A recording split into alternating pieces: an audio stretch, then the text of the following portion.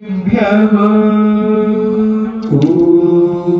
नमः सिद्धेभ्यः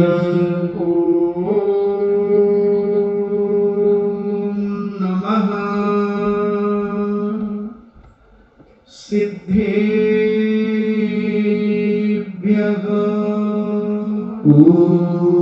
नमः सिद्धेभ्यः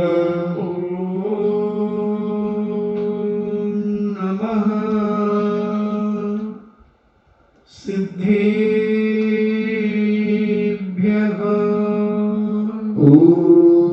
नमः सिद्धेभ्यः। पंच परमेश्वरी भगवान की जय। अहिंसा में वीतराग विश्व धर्म की जय। देवादिदेव 1008 श्री आदिनाथ भगवान की जय। देवादिदेव 1008 चिंतामणि गौर उपसर्ग विजेता श्री पार्श्वनाथ भगवान की जय। देवादिदेव 1008 शासन नायक बाल ब्रह्मचारी भगवान महावीर स्वामी की जय। परम पूजनीय आचार्य शिरोमणि गुरुवर श्री कुंद कुंद महामुनिराज की जय। परम पूजनीय आचार्य शिरोमणि गुरुवर श्री विद्यासागर जी महामुनिराज की जय। परम पूजनीय निर्यापक श्रमण मुनि श्री सुधा सागर जी महाराज की जय। परम पूजनीय 3,9 करोड़ महामुनिराजों की जय। तपोदय अतिशय क्षेत्र की जय। श्री गंभीर सागर जी महाराज की जय।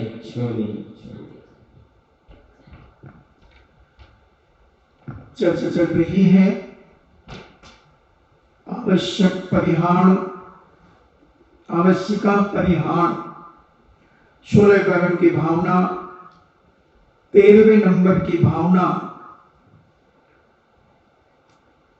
हमने मुनियों के आवश्यकों को समझा। अब जो ग्रस्त के आवश्यक हैं, उन 6 आवश्यकों को किस प्रकार से हम अपने जीवन में करें। हमने देव पूजा, गुरु उपासना, स्वाध्याय, इन 3 आवश्यकों को समझा। कल संयम के बारे में समझा। संयम 2 प्रकार का होता है, प्राणी संयम और इंद्रिय संयम।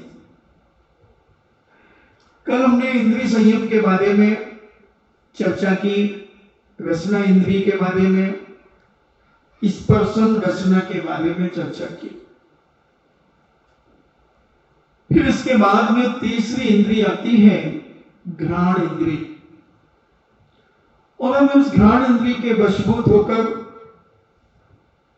कई बार अपना जीवन विनाश कर लेते हैं।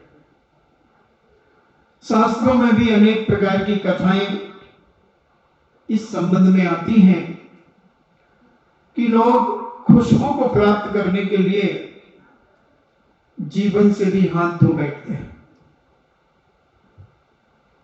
जय कुमार और सुलोचना का जीव पूर्व पर्याय में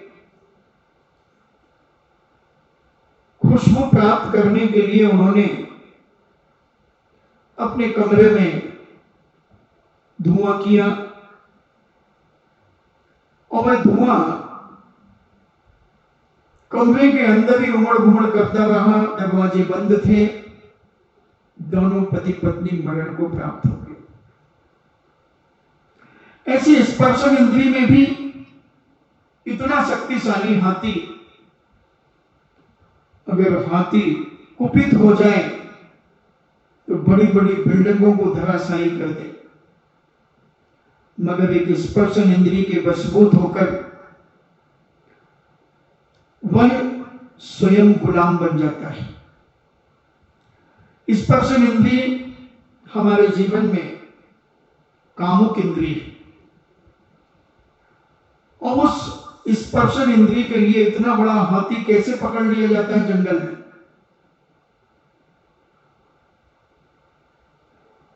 नीतिकारों ने कहा कि हाथी से 1000 हाथ पीछे चलना चाहिए, और हाथी बहुत शक्तिशाली होता है, मगर आदमी नहीं समझ पाता कि एक इंद्रिय के वशभूत वह हाथी जैसा गुलाम बन जाता है। जो बड़े बड़े महावत होते हैं, इस हाथी को पकड़ने के लिए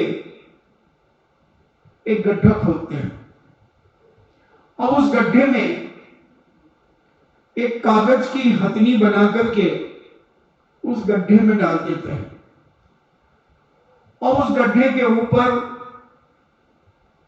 पतले पतले बांसों की एक छत नुमा बनाकर पीपल की पत्तियां डाल देते हैं,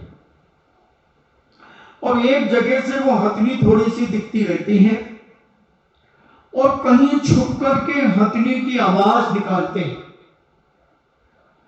उस हथनी की आवाज और उसके मन को, हथनी के मन को बिखरा देते हैं और इधर उधर वह भागता है स्पर्शन इंद्रिय की पूर्ति करने के लिए, और जैसे ही उस खड्डे में हथनी को देखता है, उस खड्डे में उतर जाता है और फिर निकलना मुश्किल होता है, गिर जाता है उस गड्ढे में और निकल नहीं पाता। फिर जैसे वह महावत उसे नचाता है, वैसे वह नचता है, वैसे वह नचता है, और भूख प्यास के कारण कभी वो नमस्ते करवाता है, कभी 2 पैर ऊपर उठवाता है। ऐसे करके वह हाथी गुलामियत की जंजीरों में जकड़ जाता है और जीवन भर अंकुश के बल पर अपनी जिंदगी जीता है। इतना शक्तिशाली मात्र एक स्पर्शन इंद्रिय का असंयम होने के कारण, स्पर्शन इंद्रिय का असंयम होने के कारण वह हाथी गुलाम बन जाता है। ऐसे ही रसना इंद्रिय की गुलामियत में जकड़ जाती है एक मछली। मछलियां रसना इंद्रिय के कारण अपना जीवन समाप्त कर देती है। लोग बड़े बड़े कांटे मछली पकड़ने के लिए डालते हैं, जाल डालते हैं और उन कांटों में आटे की गोलियां बना करके फंसा देते हैं और उन्हें खाने के लिए वह मछली लपकती है तो उसके हलक में वो कांटा फंस जाता है, तड़पती रहती है। हमने गुजरात के अंदर भावनगर के समुद्र के किनारे बैठ करके देखा, वही सामायिक थी। ऐसे कांटों में, एक एक कांटों में 10, 20 मछलियां, इन्हें पूरे कांटे में 100, 200 मछलियां पकड़ी जाती है। एक रसना इंद्रिय के वशभूत उनका जीवन समाप्त हो जाता है। ऐसे हम भी रसना इंद्रिय के वशभूत होकर, स्पर्शन इंद्रिय के वशभूत होकर अपने जीवन को समाप्त करते चले जाते हैं। हमने कल कहा था कि 2 इंद्रियां कामुक हैं। काम को उत्पन्न कराने में कारण है स्पर्शन और रसना। क्योंकि जब आदमी को अच्छी मुलायम स्थान मिलता है सोने के लिए, बैठने के लिए, तब उसके मन में विकृति आती है, विकार भाव आता है, उसकी मानसिकता बदलती है और वह वासना की ओर बढ़ने का प्रयास करता है। क्योंकि जितनी मुलायम जगह पर हम बैठेंगे, हमारे शरीर में उतनी विकृतियां मानसिक पैदा होंगी। और जब मानसिक पैदा होंगी तो वो विकृतियां शरीर के अंदर भी उभर के आएंगी। इसलिए साधु को कहा भूशयन, काष्ठ फलक, तृण के ऊपर शयन करें, या एक काष्ठ फलक यानी पटिये के ऊपर, तखत जिसे आप कहते हैं, उस तखत के ऊपर शयन करें, कुछ ना बिछाएं उसके ऊपर। क्योंकि कठोर चीज पे जब शयन करेंगे तो वासना जागृत नहीं होगी, और जितने मुलायम स्थान होगा तो आपके मन में विकृति आएगी। इसलिए तो शादी में रजाई गद्दे दिए जाते हैं, नए नए रजाई गद्दे। क्या उसके घर में पहले से रजाई गद्दे नहीं है? तो ये सब कहीं ना कहीं से हम विकार से ग्रसित होते हैं। तो ऐसे रचना इंद्री के गुलाम, स्पर्शन इंद्री के गुलाम, एक एक इंद्री का गुलाम जब वह हाथी, रसना इंद्री की गुलाम वह मछली, और घ्राण इंद्री का गुलाम वह भौरा। घ्राण इंद्री, इन्हें नाक सुगंधी पाने के लिए जिस भौरे में इतनी ताकत है कि लकड़ी को भी छेद कर देता है, लकड़ी से आर पार निकल सकता है, मगर वह भौरा जब कमल के फूल के अंदर बैठ जाता है, उस खुशबू में इतना रागान्वित हो जाता है, और सूर्य अस्त होते ही कमल बंद हो जाता है। वह भौरा उस कमल की पत्तियों को छेद नहीं सकता, और उसमें बंद होकर के रात भर में मरण को प्राप्त हो जाता है। इतना आसक्त हो गया, इतना आसक्त हो गया खुशबू में। कई लोग सेंट परमानेंट चाहिए हो, सेंट के इतने ज्यादा आदी हो जाते हैं, मगर उन्हें मालूम नहीं कि ये सेंट कैसे बनता है। सेंट एक बिच्छू नाम का जानवर होता है, जो बिलाव के आकार का होता है, और उसे एक लकड़ी के एक दीवार के ऊपर उसे उल्टा ठोक दिया जाता है। उसके दोनों पैर कीले से ठोक दिए जाते हैं, दोनों हाथ ठोक दिए जाते हैं, और उसे बेतों से मारा जाता है।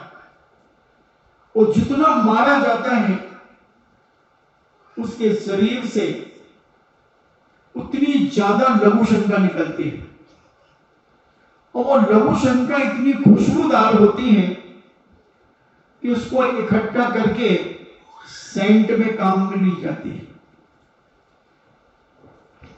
उसका चित्र भी मेरे पास है, उसकी किताब भी मेरे पास है, सेंट कैसे बनता है। अब बताओ, लघु शंका पे अगर पैर चला जाए किसी का तो वो पैर धोता है, मगर वो स्प्रे में अगर आ जाती है तो अपने शरीर में फुर उसको करके अपने आप को सुगंधित बनाना चाहते हैं। और वह स्प्रे हम अपने कपड़ों पर कर लेते हैं। अब बताओ, लघु शंका हम अपने कपड़ों पर डाल करके और उसकी खुशबू को सूंघ रहे हैं। कितना पागलपन है दुनिया के अंदर,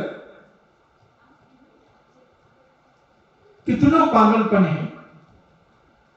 और ऐसे व्यक्ति इंद्रियों के वशीभूत अगरबत्तियां, सेंट, पता नहीं हम क्या क्या खुशबू प्राप्त करते हैं।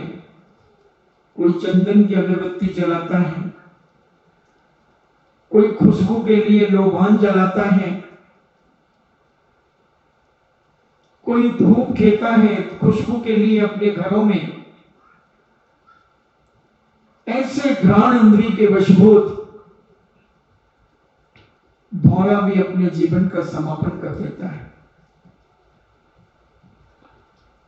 चक्षु इंद्रिय जिसे हम आंख कहते हैं, इस आंख के वशभूत एक पतंगा जिसे पंखी भी कहते हैं, वह लाइट से जाकर के टकराती है, वह दीपक की लौ के पास जाकर के उससे टकराती है,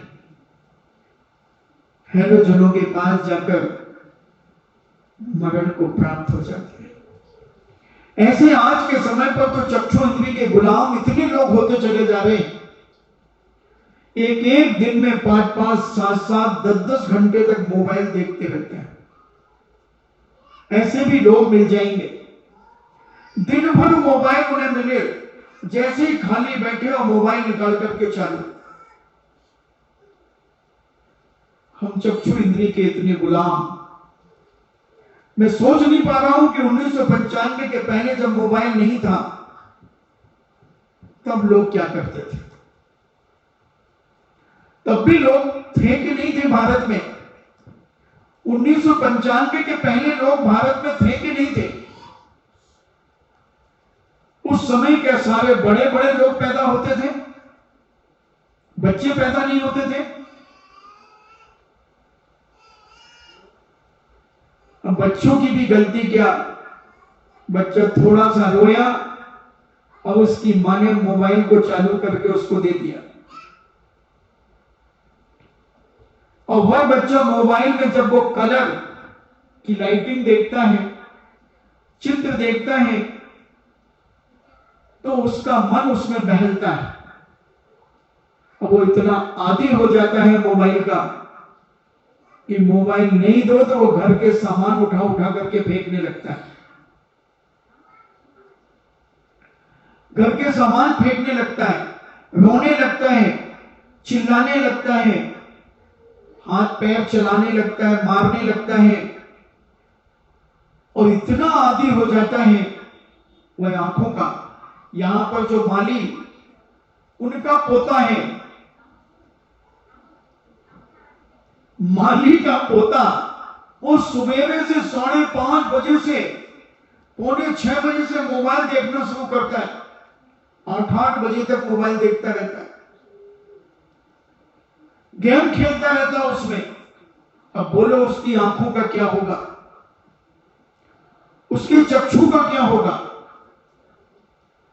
इतना बच्चा जब देखेगा, और छोटे बच्चे तो मुश्किल से 1 फुट दूरी से देखते हैं, गोदी में रख करके देखते, उनकी है कितनी सी लंबाई, अभी गोदी और आंख का एंगल 1 फुट से ज्यादा नहीं बनेगा, और उसमें देख करके आंखों को इतना ज्यादा दुखी कर रहे हैं। ये आंखों का मर्डर है, आंखों की हत्या है, इन्हें चक्षु इंद्रिय की हत्या। आज के बच्चे, आज की बालिकाएं, पढ़ने के नाम पर भी आज बहुत बड़ा तमाशा हो रहा है मोबाइल का। पता नहीं उस उतने से मोबाइल में क्या क्या भरा है, इतना भरा है, इतना भरा है उसके अंदर, कहते सारी दुनिया की जानकारी उसके अंदर, गंदी से गंदी और अच्छी से अच्छी, मगर देखने वाले गंदी चीजों को ज्यादा देखते हैं। अभी एक बच्चे ने मुझे बताया कि जब से मैं लॉकडाउन में यहां पर हूं, उसने 70 फिल्मों को देख लिया। सुन रहे हो? 70 फिल्म, और 3 घंटे की लगभग एक फिल्म होती है, तो उसने 210 घंटे फिल्मों में निकाल दिए, और पता नहीं क्या क्या देखा। रात को बच्चे दरवाजे बंद करके 12-12, 1-1 बजे तक मोबाइल देखते रहते हैं। आंखों के ऊपर इतना जोर है कि कुछ दिनों में इनको बड़े बड़े नंबरों के चश्मा लगना शुरू हो जाएंगे।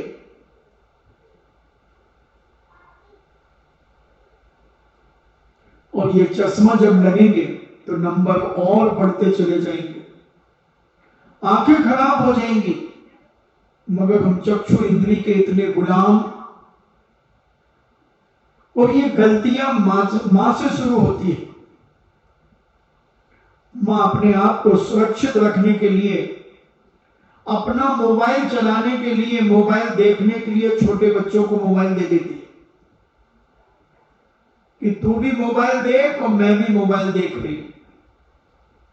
बच्चा कार्टून से शुरू होता है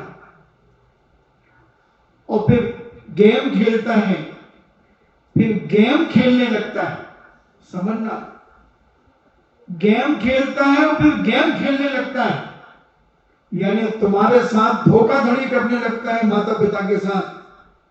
जैसे ही अकेलापन पाता है, गंदी चीजें देखता है, और जैसे ही कोई आहट पाता है फौरन बदल देता है। क्या कर रहे हो? कुछ नहीं, हम तो ये देख रहे हैं। झूठ बोलना सीख जाता है, मायाचारी करना सीख जाता है, छल कपट करना सीख जाता है, और अपनी जिंदगी के साथ खिलवाड़ करना शुरू कर देता है। ना जाने किन किन से बातें करना शुरू कर देता है, गंदे लोगों से गंदी बातें शुरू कर देता है। वो चक्षु से देखना शुरू कर देता है, और उससे पूछो क्या देखा, तो एक आध दो चीजें रख लेता है, मैंने वो देखा। प्रवचन सुने, हाँ मैं प्रवचन ही तो सुन रहा था महाराज जी के, जिज्ञासा सुन रहा था, मैं जिज्ञासा देख रहा था। और ऐसे करके वो अपना समय टाल मटोल करके माता पिता को भी बेवकूफ बना देता है। और माता पिता भी बच्चों को इतना लाड़ में बिगाड़ देते हैं कि बच्चे ने जो मांगा वो खरीद के दे देते हैं। क्योंकि जब नया नया पैसा जिन परिवारों में बढ़ता है तो उनके माता पिता सोचते हैं कि मैं अभाव में पला हूं, मैंने परेशानियों में अपनी जिंदगी को जिया है, तो मेरी औलाद यानी मेरे बच्चे उस परेशानी में ना जिए, इसलिए बच्चे ने जो मांगा वो हम ला करके दे देते हैं। हमने देखा बहुत सारे बच्चों को, बहुत सारे परिवारों को हम जानते हैं जिनके पिता एक साधारण और सज्जनता में जिंदगी जी, कम अमीर थे, मगर बच्चों के पुण्य से कुछ ऐसा धन बढ़ा कि 10-5 साल में बच्चों ने अच्छी उन्नति की। और जब उनकी शादियां हो गई तो उनकी जब संतानें हुई तो उनके लिए उन्होंने जो मांगा, जो उनकी योग्यता भी नहीं है उस चीज को पाने के लिए, मगर उन्होंने मांगी तो पिताजी ने माने वो ला करके दे दी। और बड़े गर्व से कहते हैं, बड़े बहुमान अभिमान के साथ कहते हैं, हाँ मैंने अभी अपने बच्चे को एक एलसीडी लाकर दिलवा दी। वो टीवी देखते देखते बच्चे बोर हो गए थे तो हमने एलसीडी लगवा दी अपने घर में। तो एलसीडी में कुछ अलग आता होगा और टीवी में कुछ अलग आता होगा,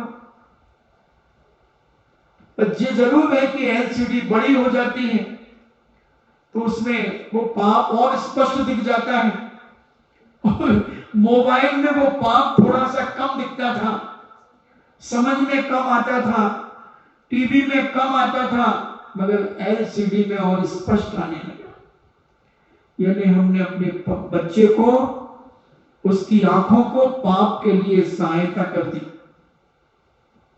गर्त में ढकेल दिया हमने अपने बच्चे को, और इतना गर्त में डाल दिया कि कोई ने एलसीडी लाके दे दी, किसी ने लैपटॉप दे दिया, किसी ने टैबलेट ला करके दे दी, किसी ने एप्पल का मोबाइल ला करके दे दिया। पता नहीं क्या क्या खरीद खरीद करके आज के जमाने में माता पिता अपने बच्चों का इन चीजों में स्टैंडर्ड मान रहे हैं। वो बच्चा 4 दोस्तों के सामने कहता है मैंने अभी टैबलेट खरीदा है, तो जो बेचारे कम अमीर परिवार के बच्चे हैं, वो बच्चे को उन्हें आश्चर्य होता है कि मेरे पापा ने तो अभी मुझे मोबाइल ही नहीं दिलाया और इसके पिताजी ने इसे टैबलेट दिला दिया। वो थोड़ी सी हीन भावना अपने अंदर लाते हैं और ये अपना रौब उनके ऊपर जमाने का प्रयास करता है। और ऐसी छोटी छोटी उम्र में बच्चे, 5वीं 7वीं क्लास के बच्चे, 6ठी क्लास के बच्चे, अभी एक बच्चे ने सुसाइड कर लिया कुछ दिन पहले। वो भी 5th क्लास में पढ़ता था और उसने अपने पिताजी से कहा, पिताजी मुझे मोबाइल चाहिए। उन्होंने कहा, बेटा 8वीं पास कर लो, फिर हम तुम्हें देंगे, अभी तुम्हें जो भी जरूरत हो तुम हमारे मोबाइल से देख लिया करो। 2-4 दिन उसने देखा, मगर उसके दोस्त स्कूल में भी मोबाइल लाते थे, कॉन्वेंट स्कूल थी, और बड़े बड़े मोबाइल, 1-1 लाख रुपए के मोबाइल बच्चे लाते थे। कार उन्हें छोड़ने आती थी, कार उन्हें लेने आती थी। अब जो बच्चे उतने संपन्न नहीं थे, मगर पिता पढ़ाई की दृष्टि से उनको उन स्कूलों में पढ़ाता था, स्वयं मोटरसाइकिल से लेने आता था। एक दिन उसने पिता से कहा, पिताजी मुझे कल मोबाइल चाहिए, और नहीं दिलाया तो आप सोच लो। पिता ने समझाया, वो सो गया बहाना करके, और रात्रि में उठा और सोफा सेट के ऊपर उसने स्टूल रखा और स्टूल के ऊपर खड़ा होकर के पंखे में रस्सी बांधी और लटक गया और स्टूल को लात मार दी, लटक गया।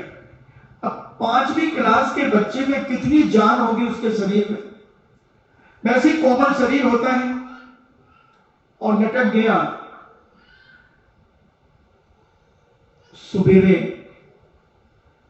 5 बजे जब उसको उठाया, क्योंकि 6 बजे स्कूल की बस आती थी, जब देखा वो जगह में नहीं था, सोचा उठ के लेटरिन चला गया होगा। 10-5 मिनट के बाद भी जब कोई आहट नहीं मिली, पूछा कहां गया, उसकी मां से पूछा, बोले यही तो सो रहा था रात को। बोले गया कहां? और जब दूसरे कमरे में देखा तो वो लटका हुआ था। हम अपने बच्चों को इतना चढ़ा देते हैं। अरे तेली के तेल होता है तो पहाड़ में नहीं छुपा जाता। बच्चों को इतना प्यार से समझाया जाए, इतने तरीके से समझाया जाए, कभी तुम्हारी उम्र ही क्या है इन चीजों को पाने की, मगर वो आंखों में ऐसा आकर्षित करता है, आंखों को ऐसा आकर्षित करता है वो मोबाइल, ऐसे ऐसे कलर उसमें से निकलते हैं, ऐसे चित्र निकलते कि सामने वाला हूबहू में वैसा नहीं होगा, मगर मोबाइल में इतना वो आकर्षित लगता है इसको देखने के लिए, तो बच्चा पूरा समय उसमें व्यतीत करता है। लॉकडाउन के अंदर कम से कम 80% लोगों ने मोबाइल और टीवी में अपना समय बिताया होगा, और खाने में, टीवी में और मोबाइल में, क्योंकि दुकानें बंद थी, कोई काम नहीं था। इसी में पूरे परिवार ने इसी प्रकार की मस्तियों में अपना जीवन खराब किया, और उसमें कितने बच्चे उनके बिगड़े होंगे, कितने बच्चे बिगड़े होंगे, क्योंकि जब सामूहिक टीवी देखेंगे तो उसमें सब प्रकार की चीजें आएंगी, सब प्रकार की चीजें आएंगी, गंदी भी आएंगी, अच्छी भी आएंगी। अब वो छोटा बच्चा उन गंदी चीजों को देख रहा है, पूरा परिवार बैठ करके देख रहा है, और जब ज्यादा गंदी आई तो सास थोड़ा सा घूंघट खींच करके नीची मुंडी कर लेती है, बच्चा कहता मम्मी मम्मी देखो क्या हो रहा, तो मम्मी भी धीरे से अपने पति को देख करके मुस्कुरा जाती हैं और मामला टल जाता है। बार बार जब इस प्रकार की चीजें वो देखता रहेगा, आंखें खराब होने के साथ साथ मन भी खराब होगा, मन में विकार भाव विकृति आती है और उस विकृति के कारण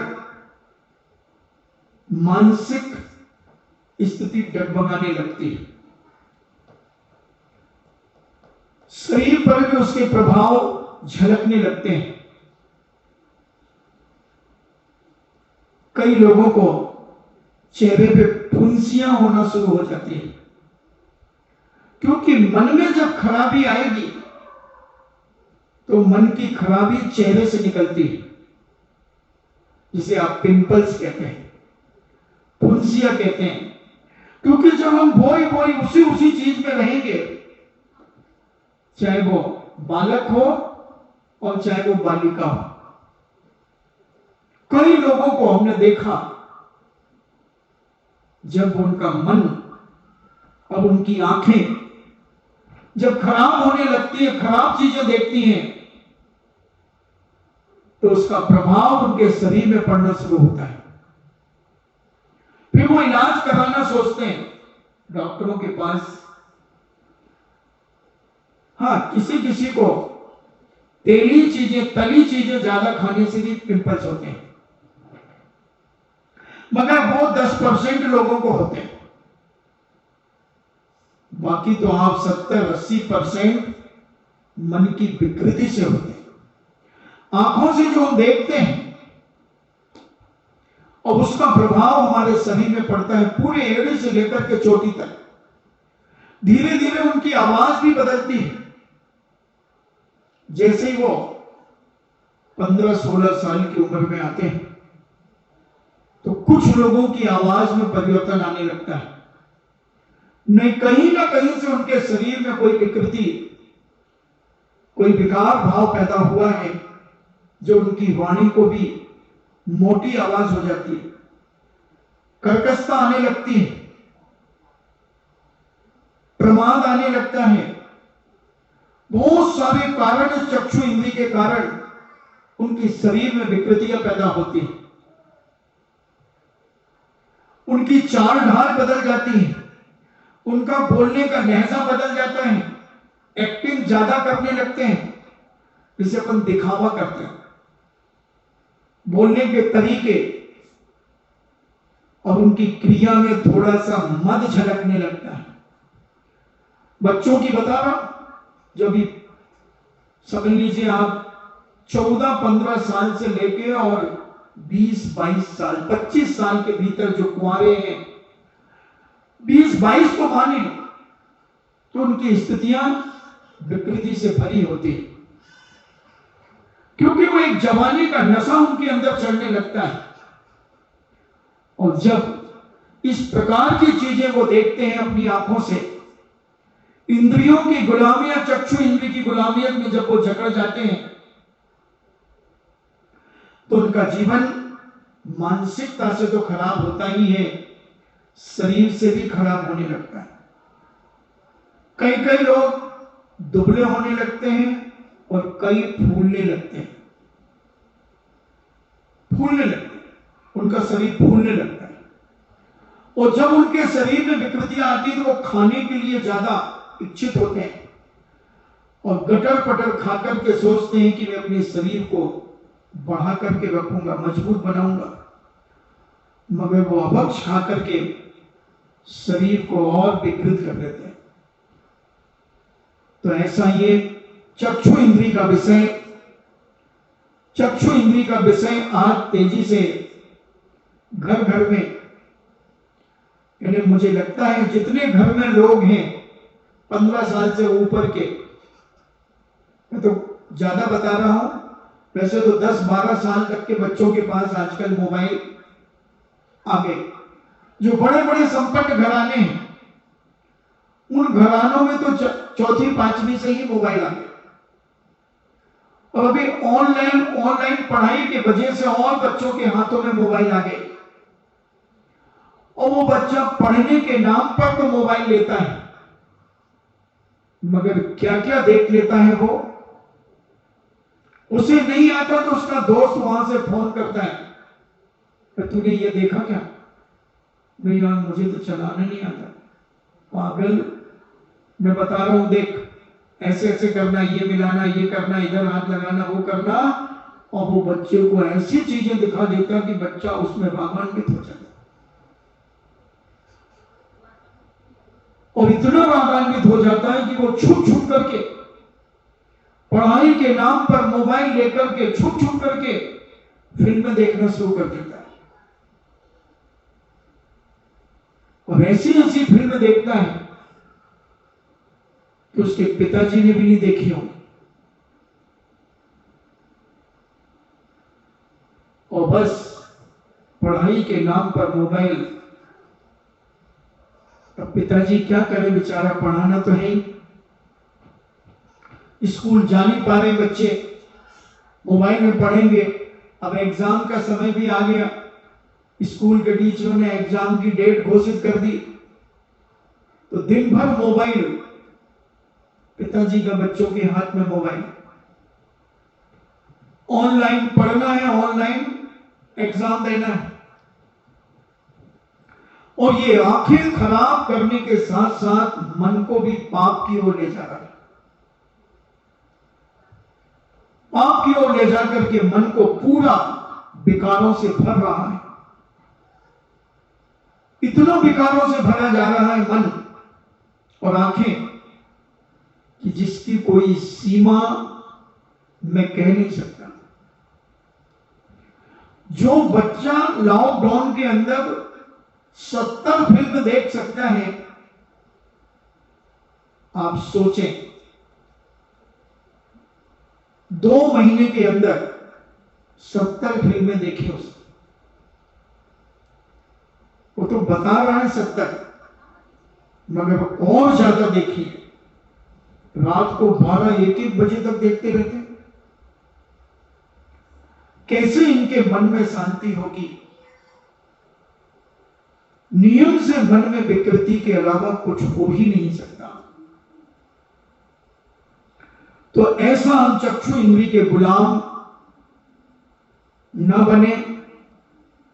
देखें तो हम जिनेन भगवान को देखें, देखें तो हम जिनवाणी के उन शब्दों को देखें।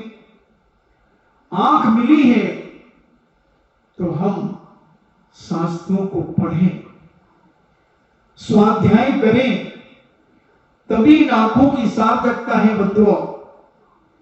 अगर इन आंखों से हमने यथवा तथवा चीजें देखी तो अभी तो अच्छा लगेगा, माता पिता को भी अच्छा लगता है, मगर जब वह बच्चा तुम्हारे हाथ से निकल जाता है तब तुम पछताते हो कि हमने ये कितनी बड़ी गलती कर दी।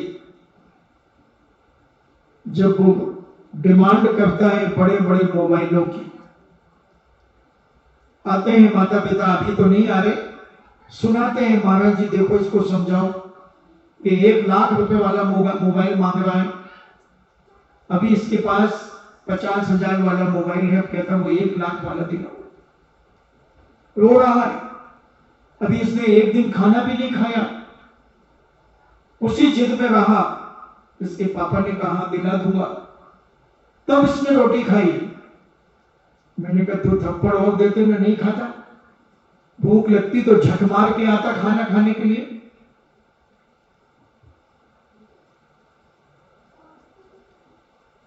मगर वो नए नए पैसे की जो एक हुल्की छूटती है वो हमें कंट्रोल नहीं करने देती। और उन माता पिता को भी लगता है, जो मैंने शुरू में कहा था कि जैसे अभाव में, गरीबी में मैंने जिंदगी निकाली है, मेरे बेटे बेटियां ऐसी ना निकाले, उनकी सब पूर्ति करो। 10-10, 12-12 साल के बच्चे स्कूटियां चलाते हैं, उनके लिए स्कूटी आ गई, माता पिता ने उनके लिए स्पेशल गाड़ी खरीद दी, स्कूटियां खरीद दी। अब उनसे पूछो कि तुम 12 साल में क्या करते थे, तुम्हारे पास क्या था? महाराज जी मैं तो 12 साल में पैदल घूमता था। 15-15, 20-20 साल में आदमी 10-10, 15-15 किलो बोझा लेकर के व्यापार के लिए जाते थे गांव गांव में। ऐसे लोग भी मैंने देखे।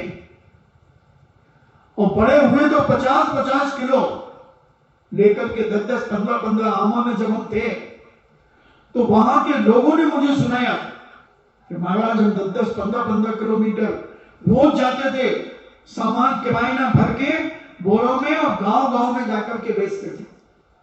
और आज उनके 12 साल का छोरा स्कूटी दौड़ा रहा है, मोटरसाइकिल दौड़ा रहा है। किसने बिगाड़ा? क्योंकि उनका जो बेटा था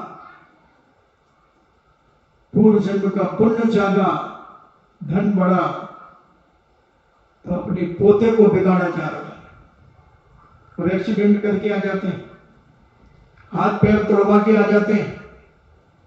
और फिर बाप लड़ने पहुंच जाता है उनके पास, तो देख के नहीं चला था, क्योंकि गांव में तो एक दूसरे को जानते हैं। लड़ने पहुंच गया, तूने मेरे बेटे को टक्कर क्यों मारी? तो तुम्हारा बेटा रॉन्ग साइड गाड़ी चला रहा था, कैसे चला रहा था? वो लड़ाई झगड़ा होना शुरू हो गया। इतना हमने बिगाड़ा, इतना कबाड़ा हमने अपने परिवार के, अपने बच्चों का किया। और आज मोबाइल जितना बिगाड़ रहा है, मोबाइल जितना बिगाड़ रहा है उतना कोई नहीं बिगाड़ रहा। सबसे बड़ा दोस्त आज के व्यक्तियों का मोबाइल, छोटे से लेकर बड़े तक, बड़े से लेकर छोटे तक, सारे लोग उसी में उलझे हैं। सब्जी वाले के पास मोबाइल, झाड़ू लगाने वाले के पास मोबाइल, जो डुकरिया से अपना नाम लिखते न बने वो डुकरिया के पास मोबाइल, यूजलेस डुकरिया के पास है? दो देखो मारो शांति लाल जी कहीं तेज मर्जी बाबूजी बता गया कि दो। अब बोलो क्या होगा इनकी आंखों की दशा, क्या स्थिति बनेगी?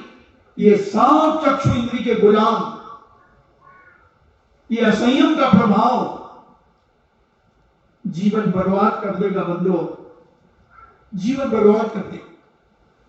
इस मोबाइल ने जितना लोगों के मन में विकृति पैदा की है उतना किसी ने पैदा नहीं किया।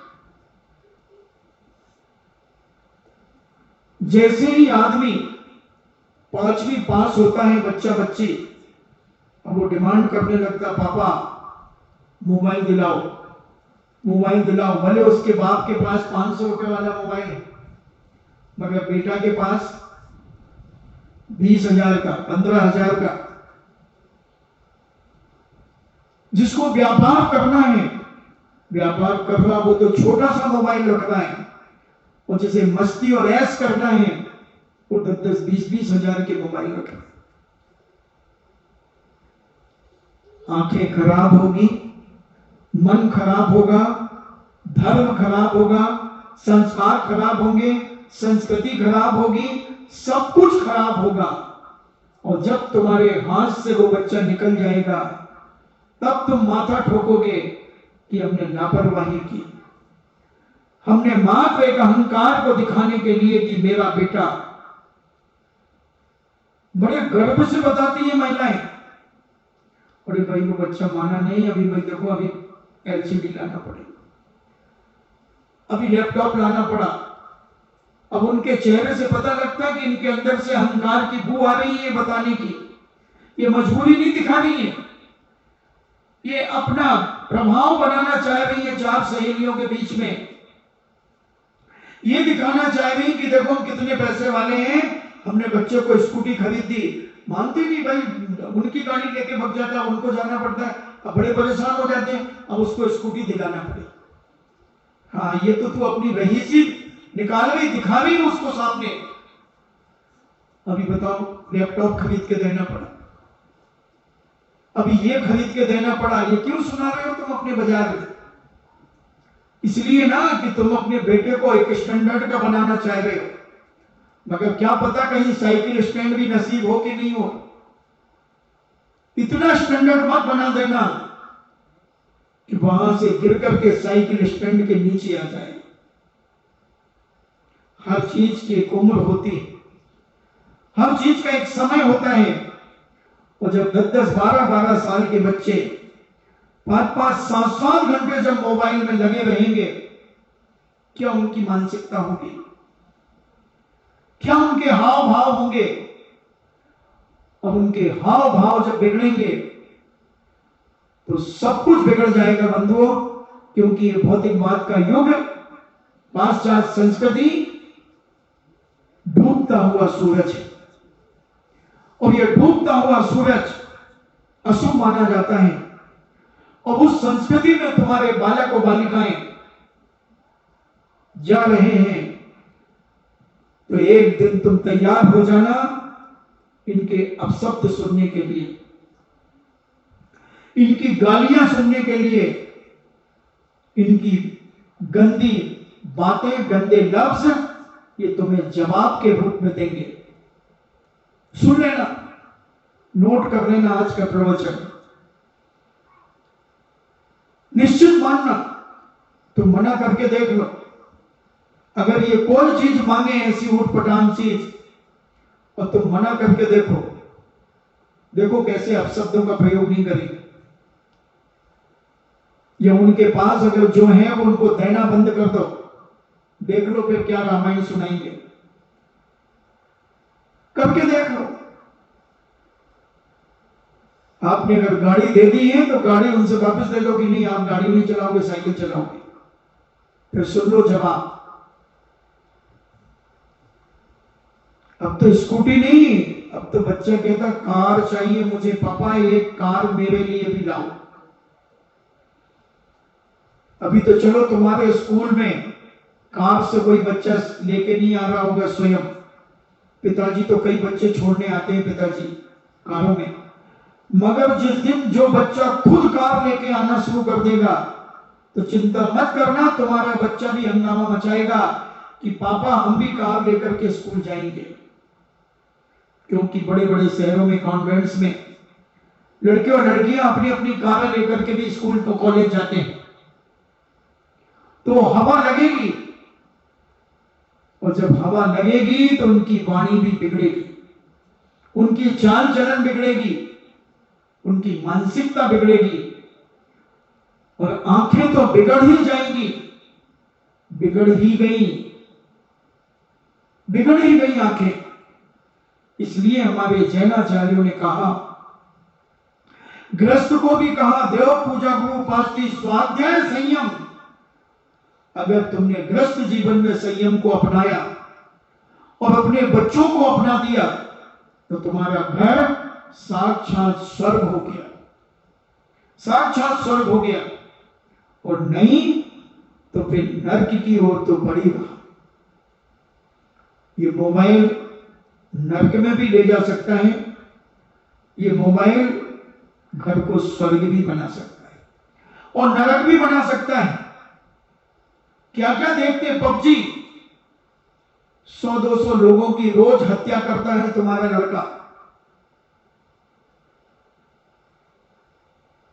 कितने खेल हैं जिसमें हिंसाएं होती हैं, कितने लोग घर छोड़ छोड़ करके भाग गए इन्हीं खेलों के माध्यम से।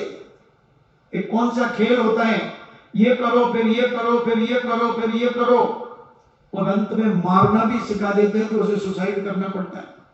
एक बताते गुना का बच्चा 12-13 साल का बच्चा निकला, आज तक पता नहीं चला, क्योंकि वो कोई गेम ऐसा होता है उसमें करना पड़ता ना कुछ। एक गेम होता है ना कि ये करो फिर ये करो फिर ये करो। Blue bell. और वो गुना का बच्चे के पिताजी मेरे पास आए थे, बोले महाराज जी घर से निकला, रात को सोया 12 बजे तक मेरे पास रहा, और बोले पापा मैं नीचे जा रहा हूं। और कब दरवाजा खोलकर स्टेशन के सीसी कैमरे में दिखाओ, 2-2:30 बजे तक स्टेशन का सीसी कैमरा उन्होंने दिखाया मोबाइल में कि महाराज जी देखो ये, और इसके बाद वो कहां चला गया, आज तक घर लौट के नहीं आया। ऐसे ऐसे खेल उन मोबाइलों में जो पाप के अलावा कुछ नहीं है बंधुओं, कुछ नहीं है। अगर अपने बच्चों को सुरक्षित चाहते हो और अपना परिवार सदाचारी बनाना चाहते हो तो बच्चों को ऐसे संस्कारित और संस्कार देकर के उनके जीवन को संभालने का प्रयास करो बंधुओं। अगर तुमने इस पर ध्यान नहीं दिया तो आज नहीं 2, 4, 5 साल के बाद तुम्हारे आंसू 64 धार में बदलेंगे और तुम खुद कहोगे कि महाराज जी आपने ठीक कहा था, बच्चा हाथ से निकल गया, बच्चा हाथ से निकल गया। और आप खुद देखें आपके बच्चों की पहले भाषा शैली कैसी थी और अभी 2, 4, 6 महीने में कैसी होगी। जवाब देने के तरीके बदल गए, इतराने लगे, जैसे अपन सामान्य भाषा में कहते हैं, इतराने लगे बच्चे, बहस करने लगे। तुम एक बात कहोगे उसके 10 उत्तर देंगे वो। ये आपका एक ही कारण है, मोबाइल। मोबाइल ने जो बच्चों को बिगाड़ा है, और मैं तो कहता हूं ये लॉकडाउन में और ज्यादा बिगड़े हैं बच्चे, सारे भारत के बच्चे बिगड़े और जैन समाज के और ज्यादा बिगड़े, जैन समाज के और ज्यादा बिगड़े। इसलिए अभी कुछ नहीं बिगड़ा, सुबह का भूला शाम को घर लौट करके आ जाए तो उसे हम भूला नहीं कहते, उसे हम बिजली लैंड का झूला कहते हैं। यानी जब जागे तब सवेरा है, कुछ नहीं बिगड़ा बंधुओं। प्रेम से समझाने में बहुत बड़ी ताकत है, प्रेम में, आत्मीय भाव में। अगर सच्चे मन से तुम उसे बेटा मान करके समझाओ, वो तुम्हें पिता मान करके सुनता है, तो 10 मिनट के अंदर उसका जीवन बदल सकता है, जीवन बदल सकता है। मगर कुछ माता पिता धन दौलत बढ़ने के कारण बच्चों को सोचते हैं कि ये परेशान ना हो, ये परेशान ना हो, इनको सुविधाएं दो, सुविधाएं दो। और जितनी तुम सुविधा दे रहे हो बच्चा उतना तुम्हारे हाथ से निकलता जा रहा है, निकलता जा रहा है। 5वीं क्लास के बच्चे को मोबाइल के लिए मना किया तो सुसाइड कर लिया, और वो 15 साल की छोरी उन्नति, हाँ वही उन्नति, उसके पिता ने भी मोबाइल के लिए वो क्या चलाते हैं, जिसके लिए भी मना किया हो उसने अपने पिता की हत्या कर दी। 15 साल की छोरी ने अपने पिता के टुकड़े टुकड़े करवा दिए अपनी सगी आंखों के सामने। ये किसका कमाल है, ये किसका दुष्प्रभाव है उस मोबाइल का। बोलो जैन परिवार की बालिका, राजस्थान का परिवार हैदराबाद में व्यापार के लिए चला गया, और उस जवान पिता, इतना हट्टा कट्टा, उसकी फोटो जब देखी तो इतना हट्टा कट्टे व्यक्ति के कैसे टुकड़े किए होंगे, कैसे मारा होगा। इधर तो जरा सी ब्लेड लग जाती, हाथ में खून देख करके कांप जाता है चैन, कांप जाता है। पहले से उसकी प्लानिंग थी, 2 लड़कों को पहले से घर में छुपा करके रखी थी। अब बोलो 15 साल की छोरी कितनी होती है, कौन सी क्लास पढ़ेगी, 10वीं 9th 10th मान लो। अब बोलो उसकी औकात इतनी कि वो पिता की हत्या करवा दे, और कर दे खुद। उनमें तीनों ने मिलकर के हत्या की। पहले तो नशे की गोली चाय में डाल करके पिलाई, और जब पिता मूर्छित हो गया तो लड़कों को निकाला नीचे के कमरों से और उन्होंने शस्त्रों से उसकी हत्या कर दी और तेजाब डाल दी फिर उसके टुकड़ों पर। जब तेजाब से नहीं जले तो बाथरूम में आग लगा दी। कितना कठोर दिल होगा उस लड़की का, कितनी कठोर होगी। और ये कठोरता का कारण मोबाइल में ऐसी ऐसी फिल्में, ऐसे ऐसे अत्याचार देखे होंगे, और मांसाहार चीजें खाने के कारण उसके अंदर भी निर्दयता। कैसी वो आंखें, कैसा वो परिवार की इतनी छूट कैसे दे दी, इतनी छूट कैसे दे दी।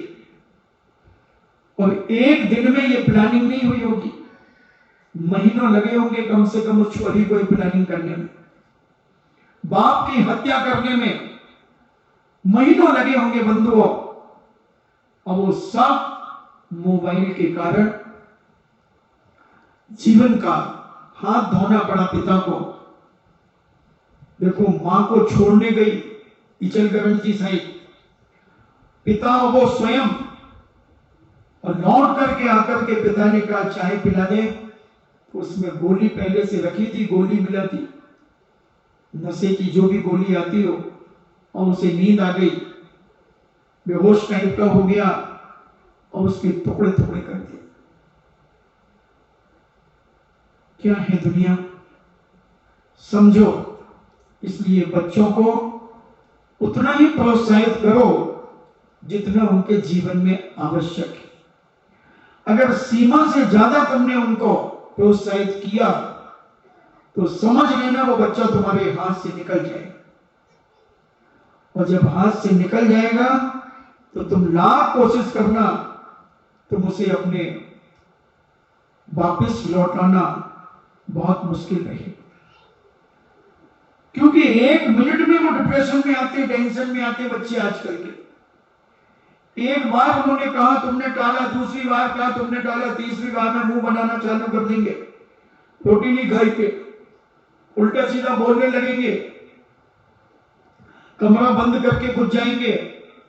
अब माता पिता तो घबरा जाएं, अच्छा ठीक है चलो कल आते हैं, ध्यान रखना कल नहीं आया तो उंगली दिखाकर के बात करता आज का 10 साल का छोरा,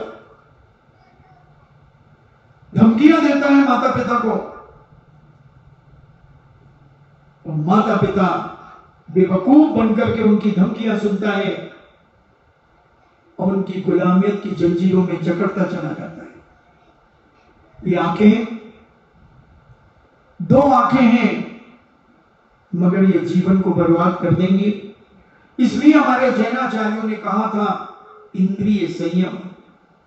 इंद्रिय संयम अगर जहां पर है वहां पर सब कुछ है, और जहां इंद्रिय संयम नहीं है वहां सब कुछ होते हुए भी कुछ नहीं है बंधु, कुछ नहीं है। तुम्हारे घर की इज्जत कुछ नहीं।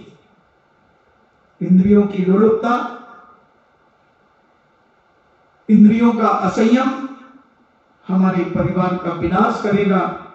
अगर विकास चाहते हो तो बच्चों को संस्कारित करो, स्वयं संस्कारित हो, और क्या देखना क्या नहीं देखना ये बच्चों को संस्कारित करके बताएं। आज इतना ही। पीली मंगल भावना के साथ जिनवाणी स्तुति। जिन वाणी के ज्ञान से सूझे लोकालोक, सो वाणी मस्तके धरूं सदा देत हूँ धो। हे जिन वाणी भारती तो जपो दिन रे, जो तेरो सरना गहे सो पावे सुख चैन। देव भजो अरिहंत को गुरु सेवा निर्ग्रंथ, दया धर्म पालो सदा यही मोक्ष का पंथ। 9 बार नमोकार।